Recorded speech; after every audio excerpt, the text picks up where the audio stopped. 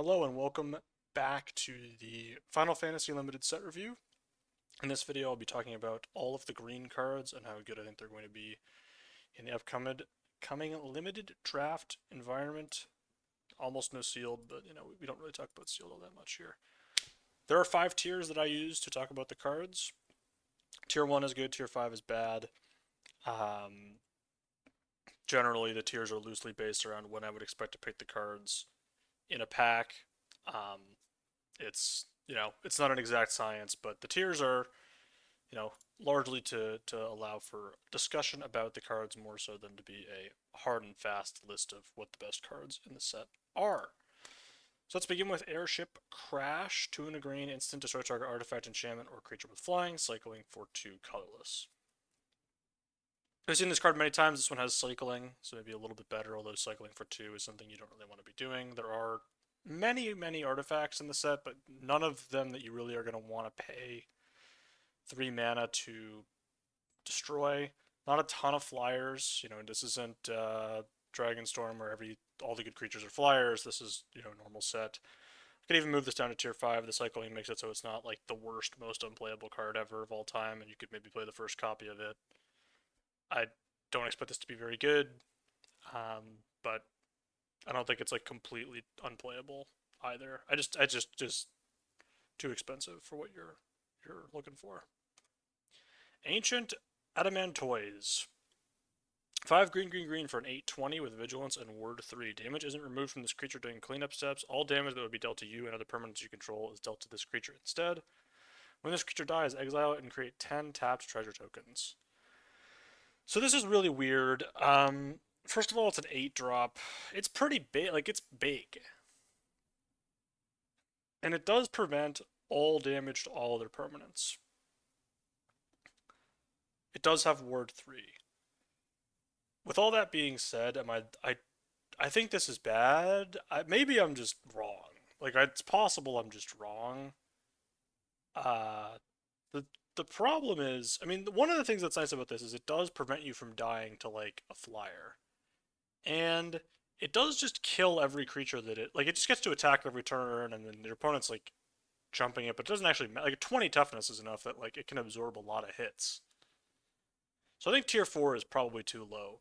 So I'll move it up a bit. It's just a question of like how like because it does just die to removal. I know it's got Ward 3, but it does still just die to all the black removal spells and some of the blue bounce stuff and whatever. And it's still 8 mana for like a creature that's somewhat vanilla. And that's why I don't really like it. The one thing that is sort of going in its favor is there is a lot of like ramp stuff going on in the format. There's a lot of like blue green is doing ramp stuff. There's town stuff. Like getting to 8 mana is going to be slightly easier in this format than your average format. There is some treasure things going on. I don't know, man. I see this type of card. I'm just like, I don't really care. It doesn't have reach, but it kind of does have reach because it just, if your opponent attacks you with the flyer, this just eats the damage, and so it. I'm gonna bump it up a little bit. Bump it up just enough so that it's in the coward grade of tier 3 where like I just don't know what I'm doing. But it doesn't. It's not the type of card that excites me, I guess is what I would say. Balam T-Rexor. 4 green for 6/6 trample. When this creature enters, you gain 3 life. 4 is cycling for 2. So, like, this is sort of what I'm talking about with this card. It's like, I could just take this card and put it in my deck, and I feel like this is better than this. But, I don't know. This does, like, more weird, unique stuff. And this is just kind of like a good, know this is going to be decent, like, card. It's going to go in every green deck. Um, it's, like, it's good. I don't know. There's not really a lot to say about this. We've seen this type of creature be very good for a long time. This version of it's going to be pretty good too. You can't take it that high because it is a 6-drop, but 4 cycling is fine upside. It's not amazing upside. Bard's Bow.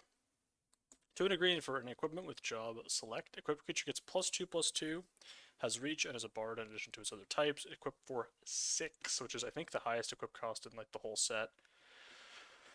But yeah, you're getting a 3 mana 3/3 reach for 3, and then eventually you get to do stuff with the equipment later on in the game. It's just a good common 3-drop. You're going to be happy to have it in your deck, but I don't think it's a super high priority. Bartz and Boko. 3 green green for a 4/3 with affinity for birds. When it enters, each other bird you control deals damage equal to its power to target creature an opponent controls. So this is a very weird card, but after seeing the set, I do think that there are enough birds that it's likely that you will have one on board at any given time. Meaning that this is like a 4 mana 4/3 that causes your bird to deal 2 damage to something. That's kind of what I'm reading this as. And if that's true, which I think it is in most green decks, this card's going to be pretty good. I think there just are enough birds. So, I am believing in it. Just a little bit. I had it a little lower originally, but I do think there's just enough birds going on that I'm trusting. I'm trusting this thing. Blitzball shot. 1 on a green, instant target creature gets +3/+3 and gains trample until end of turn. We've seen this trick before. It was pretty good. It's a pretty good trick. It's never super high pick because whatever, but it's a good card to have in your deck. You're never going to be unhappy to have it. It's just kind of like you don't want to pick it early because its value but replacement is not super high. Cactuar, single green for a 3/3 with trample. At the beginning of your end step, if this creature didn't enter the battlefield this turn, return it to its owner's hand. So turn 1, you can play this and then attack with it on turn 2, and then it will bounce back to your hand. And then you could replay it on turn 3, and it's just like every other turn it's bouncing to your hand, which is pretty bad. It's pretty bad. There's no, like, unlike the 1-drop from the last set, where there was double spell stuff and that card had haste, this has neither of those things going for it. And it's in a color that I don't think really wants to do this. So I think this is going to be pretty bad. I just think that, having to repay 1 mana for, maybe getting in for 3 damage once every other turn is not worth it. Basically, is kind of my statement. Chocobo Kick. 1 on a green for a sorcery. Kicker, return a land you control to its owner's hand. Target creature you control deals damage equal to its power to target creature an opponent controls. If the spell was kicked, the creature you control deals twice that much damage instead. So the removal spell aspect of this is fine. The kicker allowing you to bounce lands for all your landfall triggers is kind of nice. The sorcery speed is pretty prohibitive. Were this an instant, I would be interested, but because it's a sorcery, I'm just not that interested in it, basically. Chocobo Racetrack. 3 green green for an artifact with landfall. Whenever a land you control enters, create a 2/2 bird creature token with whenever a land you control enters. This token gets +1/+0 until end of turn. So this is like a worse Felidar Retreat. Because it's an extra mana. Which is actually pretty significant, because once you play your 5th land to play this, how many more lands are you realistically going to be able to generate over the course of a game? Also, you're paying 5 mana to do nothing instead of 4 mana to do nothing, which is a lot more. Double pipped as well. I kind of believe in this card. I do think this card will have, like, some level of success. I do think this will work some percentage of the time. But with the amount of incidental artifact hate in the set, of which there is some, there's a little bit in red, and white stuff can answer some artifact stuff. This card, it's a lot of mana to not do anything. So really, you'd want to wait till 6 and then play this with like a tap land or something. That's really more along the lines of what you're trying to do with this. And it's okay. I think this is okay. I just think there's better stuff to do. It's cool. I might end up playing it at some point. It's the type of card that looks unassuming and then ends up being super busted if the landfall deck works. But in your like average deck that's not built around it, I imagine it's not going to be very good. Clash of the Icons. Single green for sorcery. Choose 1 or more. Target creature you control fights target creature an opponent controls. Remove a lore counter from target saga you control. Put a lore counter on target saga you control. So basically you can fight something and then choose to re-trigger one of your sagas if you want. That's fine. This is a Define fight spell, but the extra saga creature stuff is cool. It's going to be I think it's going to be a good card. Again, there's only so much there's only so high I can go on sorcery speed fight, which is kind of what this is mostly. So yeah, that's how I feel about it. Colosseum Behemoth. 5 green green for a 7/7 with trample. When it enters, choose one, destroy target artifact or enchantment, or draw a card. Yeah, this is just a great 7 drop. Coming in, threatening, blowing stuff up, drawing cards. Kind of does it all. It doesn't offer any buyouts, like there's no way to cycle it or anything, and there's no reach, so definitely has some weaknesses, but I think this will be quite good. Quite a good reason to get some ramp going. Commune with Beavers. Single green for a sorcery. Look at the top 3 cards of your library. You may reveal an artifact, creature, or land from among them and put it into your hand. Put the rest on the bottom of your library in any order. We've seen this card before. There's going to be commune with nature, commune with whatever. And the card tends to be fine, but tends to not be drafted super highly. You can replace some number of lands with these if you really want to. It's a thing you can do. It's not usually something that I am super interested in, but this is a fine card. Like I would expect to play this some number of time, like some percentage of the time, but not to be super excited about it, basically. Diamond Weapon. 7 green green for an 8/8.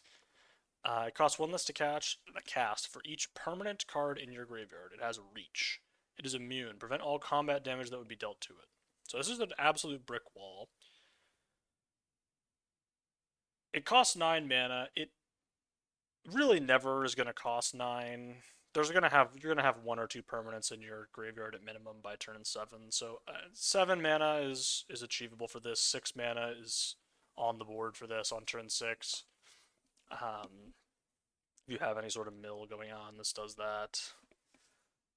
It is just a big thing that dies to any piece of interaction, which is why I haven't rated it any higher than what it is. It's also an artifact, which is probably a downside. I just don't love this. It's fine. It's a big thing that you can power out with some stuff. I don't think it's going to be terrible, but I don't think it's particularly exciting. The Earth Crystal. 2 green green for an artifact. Green spells you cast cost 1 less to cast. If 1 or more +1/+1 counters would be placed on a permanent or on a creature you control, twice that many +1/+1 counters would be put instead. And you can pay 4 green green and tap it to distribute 2 +1/+1 counters among 1 or 2 target creatures you control. Yeah, I kind of like this one. I think this is probably my second favorite of the crystals behind the black one. It is kind of like a real win con. Green spells are expensive, so getting the discount is actually more meaningful, I feel, than some of the other colors. I think you can make this work. It still has the problem of you're paying 4 mana to take turn 4. Like, you're taking turn 4 off, and you're not really doing anything on turn 5 either. Like, there are counter themes in the set, like minor ones. It's not like a major theme. So it's going to be somewhat tough to have this do a whole lot without tapping itself. So really, you're hoping to get value out of making your green spells cheaper, and you had to be pretty heavy green for that. Esper Origins. Noticing that this card does not contain any of the Esper colors, so that's very unfortunate. 1 and a green for a sorcery. Surveil 2, you gain 2 life if the spell is cast from a graveyard. Exile it and put it onto the battlefield transformed under its owner's control with a finality counter on it. And it is flashback for 3 and a green. And it flashes back into a 4/4. That's first chapter reveals the top card of your library. If it's a permanent card, put it into your hand. Second chapter adds 2 green mana. And the third chapter, other creatures you control get +2/+2 and gain trample until end of turn. So this is a decent amount of value. I do think it's pretty good. It's very weird. It's a spell that's also a creature. I have no idea what type of card this is for what you know what I mean? Like, if this goes in the graveyard, is it is your if you go Tarmogoyf into this, how big is the Tarmogoyf? Nobody knows. It's impossible to know for sure. I imagine it's no, it flashes back. I think it's just a sorcery, but who knows? Um, I mean, you are not drawing a card off the top. You are only surveilling 2, but then on turn 4, you get to play this thing that probably gets you your card back like 75% of the time. Sometimes you don't get it back and you cry and you're sad. But it can attack and block, and then you can just keep recasting it from your graveyard as far as I can tell. Hold on. If the spell is cast from a graveyard, exile it, then put it onto the battlefield transformed under its owner's control with a... Oh, it has a finality counter on it. Okay, so you don't get to get it back. I was like, you just get to do this forever. No, you don't. But I think this is a reasonable enough card. It sort of helps you delay the game, and then it gets you some value, and then it is a 4/4 temporarily. I think this is fine. Galuf's Final Act. 1 and a green for an instant. Until end of turn, target creature gets +1/+0 and gains whenever this creature dies. Put a number of +1/+1 counters equal to its power on up to 1 target creature. So it's kind of like a bad combat trick. I don't like these type of cards. I never really like in general. Like, you have to have a creature that's on the battlefield to get the counters, and you have to have something that is going to die to give the counters. It's like I don't think this is very good. Basically, it just requires so much setup cost. Gigantode. 3 and a green for a 4/4. As long as you control 7 or more lands, it gets +2/+2. Doesn't even have reach, so it's terrible. That's the ruling. No reach equals bad. That's the new rules.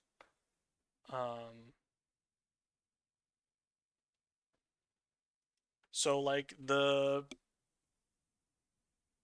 thing about this is that it just, we've seen these 4 drops. You just don't need to take them that high, right? I think this is like a fine card rate wise, maybe. Like, you're getting a 4/4 for 4, which is not what it used to be. And then you're eventually getting a 6/6 for 4, which isn't what it used to be either. No, if this thing had reach, I'd be like really interested. It just doesn't have reach, so I'm kind of not that interested. Gubu Gardener. 1 on a green for a 1/3 that taps to add green. We've had this card be printed many times, and the ones that tap for just green tend not to be very good. The ones that tap for any color tend to be okay. This one is going to be medium to bad, would be my take. It's kind of like a sneaky landfall enabler at times, because you can play your thing before you play a land, right? So like, it kind of enables landfall in some ways, but in other ways it's like a 2-drop that doesn't do anything. So not really a especially exciting card. Grand Pulse Ochu. Single green for a 1/1 with Death Touch. Until end of turn, this creature gets +1/+1 for each permanent card in your graveyard. And that costs 8 colorless to activate. 1 mana 1/1 Death Touch tends to be pretty good. I actually could bump this down because there's no bite effects in the set. It's all fights, which actually makes the 1/1 Death Touch kind of quite a bit worse. There's also a lot of tokens running around. Yeah, I'm actually gonna move this down. So yeah, it's been moved down for that reason. Gishal Greens. 1 and a green for a sorcery. Create a 2/2 green bird creature token with whenever a land you control enters, this token gets +1/+0 until end of turn, and it has flashback for 6 and a green. Yeah, this is just a nice 2-drop that also gives you some value in the late game. No real complaints from me on this. It's pretty straightforward. Looks good. Looks fine. Also as a bird for the limited amount of synergy that's worth. Jumbo Cactar. 5 green for a 1/7. Whenever it attacks, it gets +9/9/9/0 until end of turn. So, yeah, I mean, if it attacks and you have the trample trick, you win the game. If anything else happens, it's very bad. It's not a good card. At tier 4 is maybe even generous. It's here because of meme reasons. Like, it's getting a meme rating of being like, hey, I'm gonna maybe try this. Because if you kill somebody with a Jumbo Cactar, you have kind of done it. You've succeeded. There are ways to give creatures haste. So, not impossible that you could, out of nowhere, hit somebody for 10,000. Yeah. Loporrit Scout. 2 and a green for a 3/2. Whenever another creature you control enters, this creature gets +1/+1 until end of turn. So notably, this is not capped at once per turn. Also notably, it's a 3-mana 3/2, so it's bad and can't block ever. Has no types that are meaningful. Doesn't have any like equipment synergies. I think this is just quite bad. I can't really imagine myself playing this card. Preché's Wanderings. 2 and a green for an instant. Search your library for a basic land card or a town. Put it onto the battlefield tapped, and then shuffle. When you search your library this way, put a +1/+1 counter on target creature you control. This looks very strong to me. I'm a big believer in the town deck. I think the town deck is going to be very good. All of the like land, like multicolor land decks over the past 2 years, I've really liked. I personally thought the Caves deck was really, really good and underrated. The Deserts deck from OTJ was not underrated. It was insanely good, and everybody thought it was good. I would be really shocked if the town deck was anything other than probably the best deck in the format.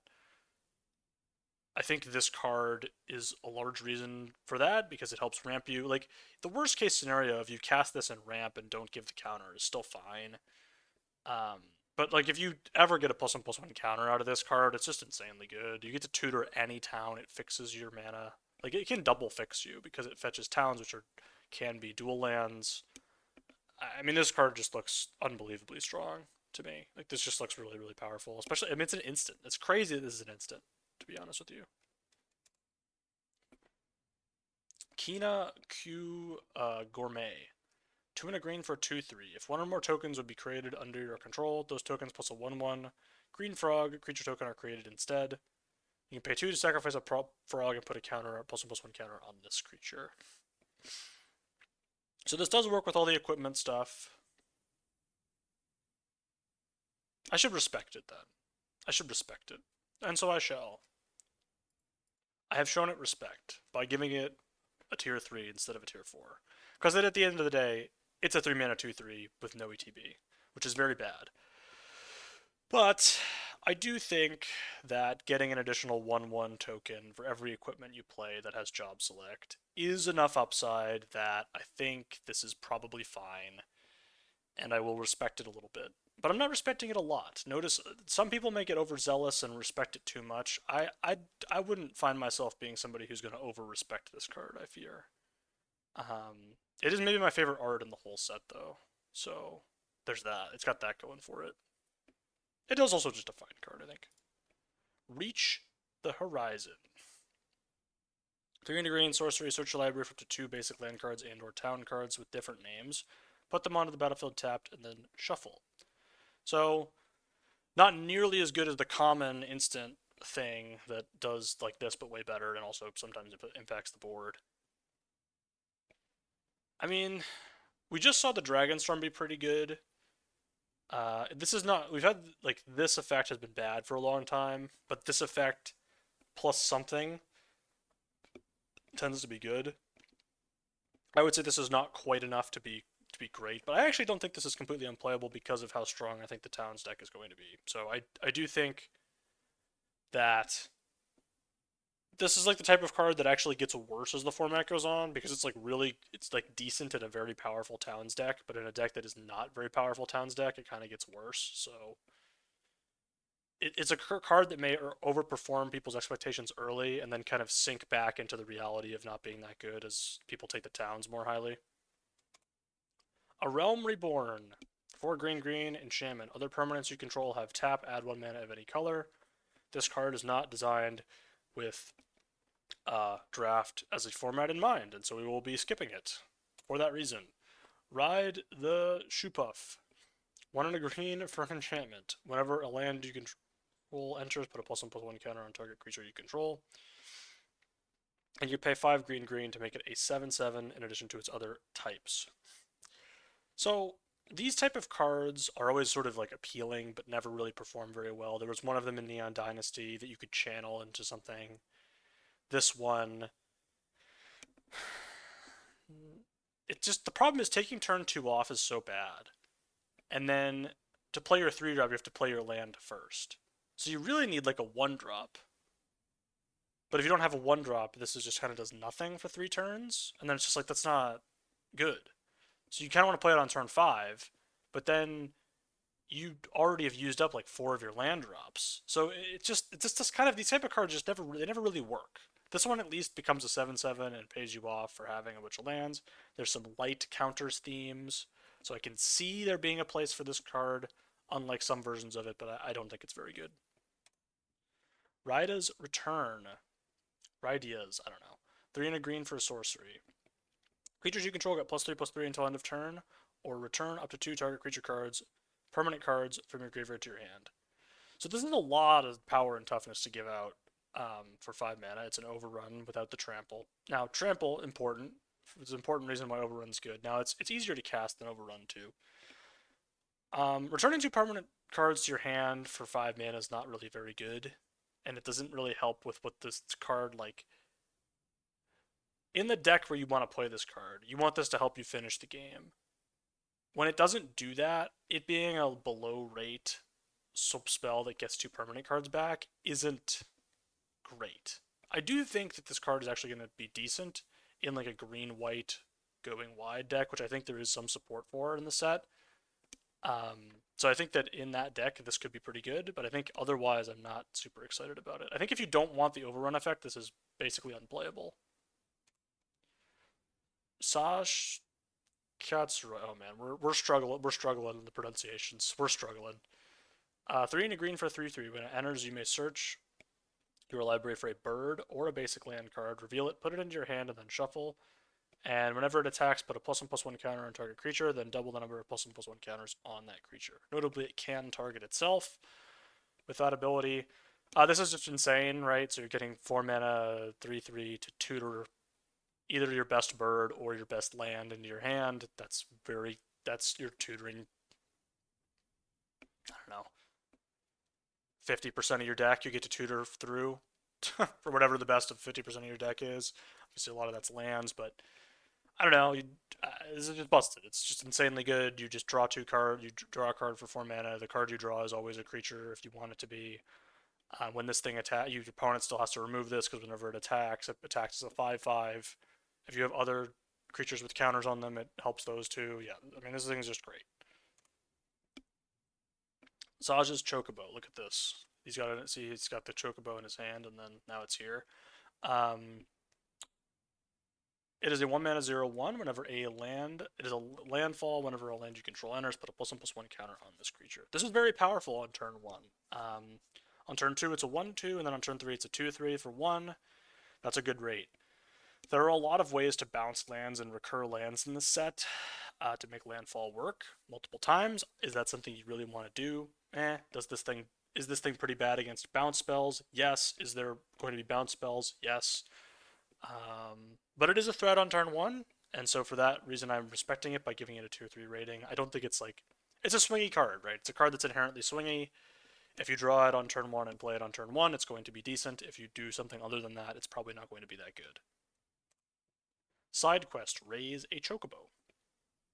When in a green for an enchantment, when it enters, create a 2/2 green bird creature token with the bird ability. At the beginning of your first main phase, if you control 4 or more birds, transform this enchantment. It transforms into a 2/2. That when it transforms, search your library for a land card, put it onto the battlefield tapped, and shuffle. And this special bird has the bird ability, except whenever a land you control enters, birds you control get +1/+0 instead of just this bird. So it includes this bird, but also all your other birds. Are you really ever going to have 4 birds at the same time? The answer is actually like yes, sometimes, but you really have to be like doing it. And it's really like easy for your opponent to stop this because it has to be at the beginning of your main phase, which is not an easy time for things to be triggering.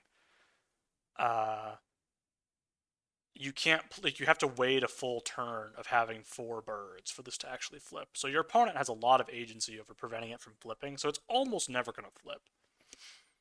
With that being said, it's a fine 2-drop that forces your opponent to maybe respect it, and I think for that reason, tier 3 is an appropriate place to put it. Summon Fat Chocobo. 4 and a green for a 4/4. With the first ability, it is a Saga. When it enters, you create a 2/2 green bird creature token with the bird landfall ability, and then chapters 2, 3, and 4. Creatures you control gain trample until end of turn. This looks like a beast to me. So for 5 mana, you're getting 6/6 worth of stats up front. And you don't really care about trading this off. It just it gets its value, and then a 4/4. Like your opponent can't ignore this. It it it just is one of those things where your opponent's like you'd like to ignore it, but it's attacking for 2 turns as a 4/4. And it has trample, and all your other creatures have trample. And I mean, this is just a lot of value. Like, this is a lot. Because again, are you really going to ignore a 4/4 trampler for 2 turns? You're taking 8? You're going to take 8 damage. I don't think you're going to take 8 damage. I really don't. And, you know, if you... it just seems really good, man. This just seems like a really good 5. Like, what do you do? Like, it's just bringing the hammer. Like, you can even just bluff attack with this. Like, you can even just, like, on the turn it's going to go, like, on the turn before it goes away, like, the second attack turn, you can just bluff, like, stone bluff with this. Because, like, well, it's going to die anyway, and I can maybe get another one of my creatures through, or I can hit for 4.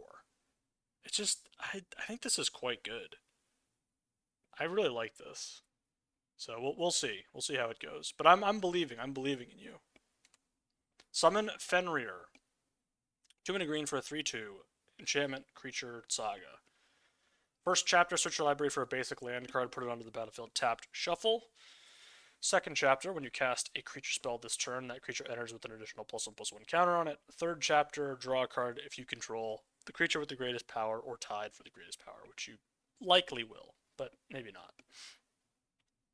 Notably, this dies before that triggers, I think. I think it does. I'll get back to we'll see how that plays in real life. But yeah, I mean, this is just good value, right? So worst case scenario, like 3 mana to ramp isn't that bad. And then you're getting a 3/2 that's temporary, and then maybe you get a little extra value. I mean, this just looks great. I mean, I don't really have fixes your mana too. Just kind of does it all. If I had to make a bet between this card and this card, I would bet on this card. But I respect the Fat Chocobo. I'm respecting it, and I'm respecting Fenrir as well. Summon Titan. 3 green for a 7/7 with reach and trample. It is an enchantment creature saga. The first chapter mills 5 cards. Second chapter returns all land cards from your graveyard to the battlefield tapped, which will trigger your landfall like 8 times. That's not actually true. It'll trigger it like twice on average. And then until end of turn, another target creature you control gains trample and +X/X, where X is the number of lands you control. That's a big boost. Your opponent can't ignore this. It is a 7/7 with reach and trample. They have to deal with this. It is very likely to trade for a whole card and hit them for a bunch of damage. It blocks on turn 5. This just looks great. It looks great. Yeah, it's temporary, but your opponent's life total is also temporary. Summoner's Grimoire. Oh, look at me knowing how to pronounce Grimoire. Look at this guy. Because original Destiny lifestyle. Anyway, that was me back in the day. People forget. I don't think anybody forgot because nobody actually knew that. But 3 and a green, artifact equipment, job select. Equipped creature is a shaman in addition to its other types, and has, whenever this creature attacks, you may put a creature card from your hand onto the battlefield. If that card is an enchantment card, it enters tapped and attacking. This is quite bad. You're basically making a 4 mana 1/1 that has to attack to put something into play. And sometimes you don't want the enchantment creature to be tapped and attacking, but I think usually you probably do, but sometimes you don't even want that, so... yeah, I don't know, man. This just seems horrible. I don't want this. I don't want a 4 mana 1/1. It's no Toski. Tifa Lockhart. 1 and a green for a 1/2 with trample. It has landfall. Whenever a land you control enters, double its power until end of turn. So, once you get 1 +1/+1 counter on this, which is not trivial to do, it's going to require a little bit of work, but it's doable. This will be pretty big. I don't think it's an amazing 2-drop or anything. It's mostly like a 2/2. Probably going to get overdrafted. It's fine. Yeah, don't have anything really to say about it. Tifa's Limit Break. Single green for an instant with tiered. It has The first tier costs 0, target creature gets +2/+2 until end of turn. Second tier costs 2 additional colorless mana, double target creature's power and toughness until end of turn. And the third tier costs 7 additional mana, triple target creature's power and toughness until end of turn. So, kind of a reasonable trick. I don't know. I'm not that excited. This does not excite me. 3 mana to double something's power and toughness is not very good. Yes, it has the buyout for 1 mana to do +2/+2, which is fine. I don't think this is an exciting card, but I think it's playable. That's kind of my... I think it's worse than the common +2/+2 trample, basically, is kind of my take. Torgal, a fine hound. 1 and a green for a 2/2. When you cast your first human creature spell each turn, that creature enters with an additional +1/+1 counter on it for each dog and or wolf you control, and you can tap it to add 1 mana of any color. There are not that many dogs or wolves, but it doesn't matter because this is 1, and it will make all of your creatures bigger, and it's a mana elf, and your opponent has to kill it immediately. I mean, I'm putting this in tier 1. I think this is a great... It's a card that's very easy to draft highly. Power level wise, is it that deserve to be that high? Maybe not. Again, that's not what the tiers represent. So this is going to be a very good card. It's a very, very easy card to draft very highly. Town Greeter. 1 and a green for a 1/1. When this creature enters, mill 4 cards. You may put a land card from among them into your hand. If you put a town card into your hand this way, you gain 2 life. This is excellent. The difference between milling 3, which was for Einok Wayfarer, and milling 4 is significant. You miss... With Einok Wayfarer, you were missing like somewhere around 10% of the time. This, you're missing like 5% of the time, maybe even less than that. It almost never misses. It gains you 2 life sometimes. The Towns deck is going to be insanely good, so anything that helps you do stuff with Towns is going to be good. This is a very good 2-drop. Did I put it in tier 3 instead of tier 2? I did, because I don't know if you're really going to draft it. Like, are you going to draft this that high? I think this is worse than the instant that does this, which is maybe a bad take. We'll see. Because the instant ramps you. This doesn't ramp you. It doesn't fix you as well either. Still a good card. I think I'm happy to play this, but yeah. Traveling Chocobo. 2 and a green, 3/2. You may look at the top card of your library at any time. You may play lands and cast bird spells from the top of your library. If a land or a bird you control entering the battlefield causes a triggered ability of a permanent you control to trigger, that ability triggers an additional time. So that includes sagas or whatever. And it works for landfall as well. All your birds get bigger. This looks good. It's a value card. It doesn't really have an ETB. You kind of want to protect it a bit. You kind of want to play with it a little. Like you want to make sure that you get some value out of it, because otherwise it's just a 3-mana 3/2. But it's good. There's enough birds that you're going to want this. It's going to be a good card in any green deck. But there is stuff you can do to make it better. And the last green card is the Meld card, Vanille Cheerful Lassie. Oh look, you have the other one in the artwork of this one. I didn't look at that. You can see because that's the same. Anyway, 3 and a green, 3/2. When it enters, mill 2 cards, and then return a permanent card from your graveyard to your hand. At the beginning of your first main phase, if you both own and control Vanille and Fang, you may pay 3 green/black. If you do, exile them and meld them into the creature on the bottom right. So you have to pay 5 to meld, but you can't do it on turn 5 because it's at the beginning of your first main phase, which is before you can play lands, meaning that it is not possible to have 5 mana. I mean, it's not impossible, but it's unlikely that you will have 5 mana to be able to do this on turn 5. So it is going to be turn 6 at the earliest, and then your opponent has had time to disrupt it. So it's not like this is going to be the easiest thing to do, but this card just by itself is pretty good. 4 mana 3/2, get something back. It does help enable itself. Looks good. It just looks like a good card, and then the meld thing is kind of a cherry on top. And that's it. That's it for green. All the green cards, pretty quick. Not a lot of edits for green. Maybe we're doing better as we're agreeing with myself from the past more this time. But that is it. Thank you for joining me for this set review. There is other set review content available. Feel free to go check that out. I'll see you next time.